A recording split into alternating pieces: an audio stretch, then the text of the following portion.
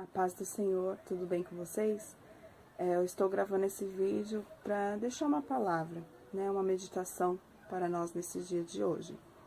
Eu escutei essa palavra, na verdade um trecho dela, né, alguns versículos, numa palestra para casais. Ela foi ministrada de uma forma diferente, claro, só que me chamou a atenção a ponto de eu querer me aprofundar na história dessa palavra. E lendo e meditando, o Senhor começou a tratar comigo outros assuntos, outras coisas, além do que foi ministrado nessa palestra para casais. E que se relaciona com outras coisas, outras situações da nossa vida, né? E meditando nessa palavra, ela em si, o capítulo todo em si, essa história é muito boa de se refletir, nos ensina muito, mas teve uma determinada parte que me chamou muita atenção e bateu, sabe, no coração quando a gente fala, poxa vida, eu precisava desse ensinamento, eu precisava aprender isso. E ficou isso no meu coração, na minha mente, eu tô mastigando essa palavra há alguns dias. E eu senti de compartilhar esse trecho, essa parte que me ensinou e me instruiu, tenho certeza que fará o mesmo quem está ouvindo este vídeo. É o capítulo 26 do livro de Gênesis.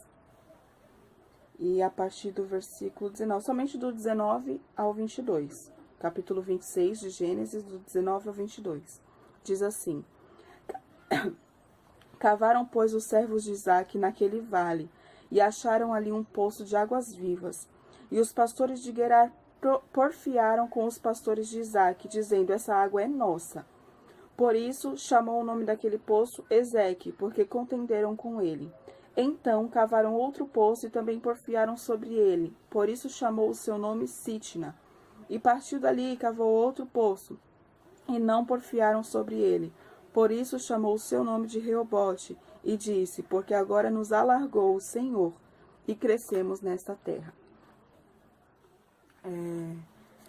Somente esses 3 versículos já nos ensina muito. A palavra toda ensina em vários pontos da nossa vida, mas esses 3 versículos que acabamos de ler nos ensina sobre a persistência e a perseverança, que também envolve a confiança no Senhor, naquele que nos prometeu, né, uma herança.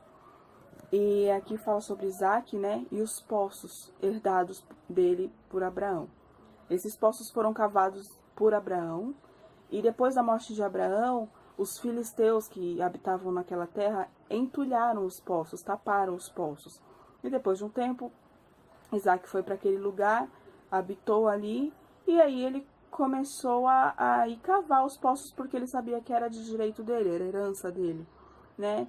E aí a palavra começa dizendo, essa parte de cavar os poços começa dizendo que foram cavar no vale.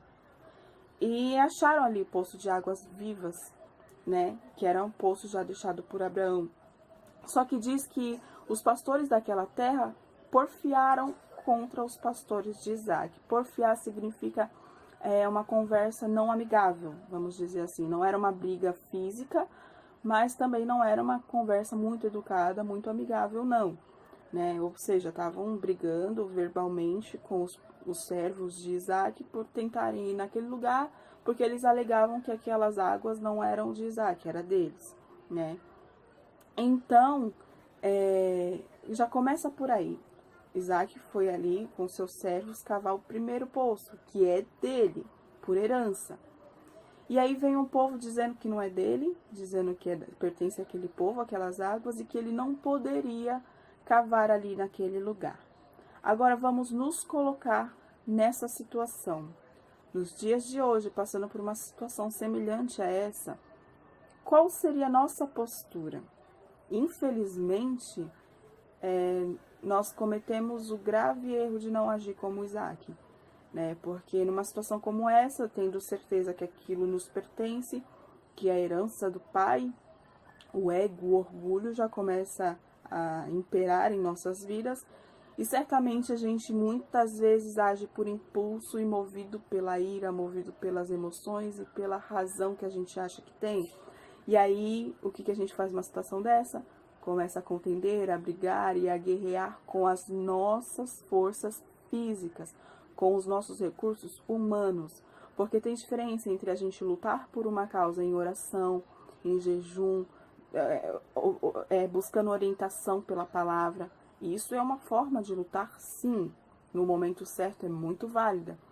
Mas não é isso que a gente faz, principalmente numa situação como essa que Isaac se deparou. A gente já quer logo brigar. Imagina a gente nessa situação, a gente ir pegar algo que é nosso e alguém impedir, né? Certamente, não, é meu, a gente bate o pé e quer brigar, e quer falar, e quer gritar, e usar a força do braço para conquistar aquilo que já é nosso, né?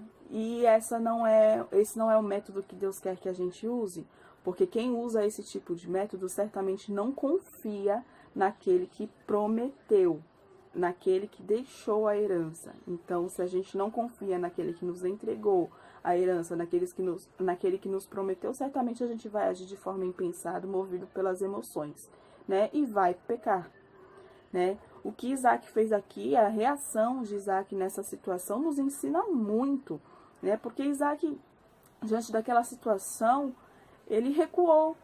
E às vezes o nosso orgulho nos impede de recuar porque a gente pensa que é um sinal de fraqueza, e não é, né? Recuar é uma estratégia de guerra. Desistir, não. O que a gente não pode fazer é desistir, mas recuar em certos momentos é necessário, sim, é uma estratégia. Porque tem momentos que, se a gente persistir, a gente pode morrer, a gente pode perder aquela guerra, né? E Isaac foi muito sábio aqui, porque ele confiava naquele que tinha prometido para ele, que ele herdaria aqueles poços, que ele herdaria aquela terra, né?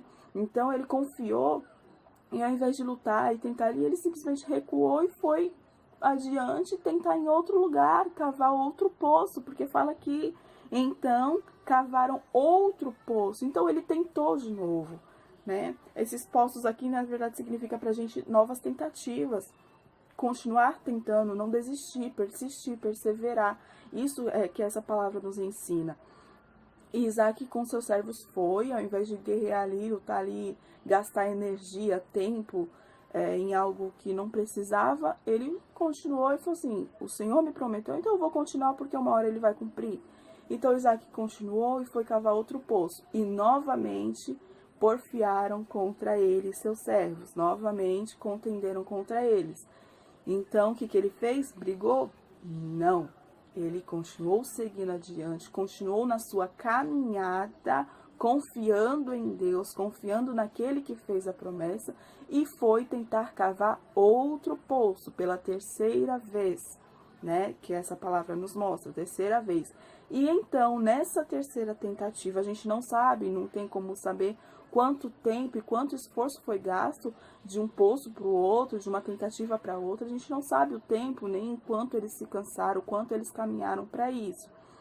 Mas a gente imagina que não foi pouco. E nas nossas vidas também não é diferente. Só que o importante é continuar caminhando, confiando naquele que nos fez a promessa.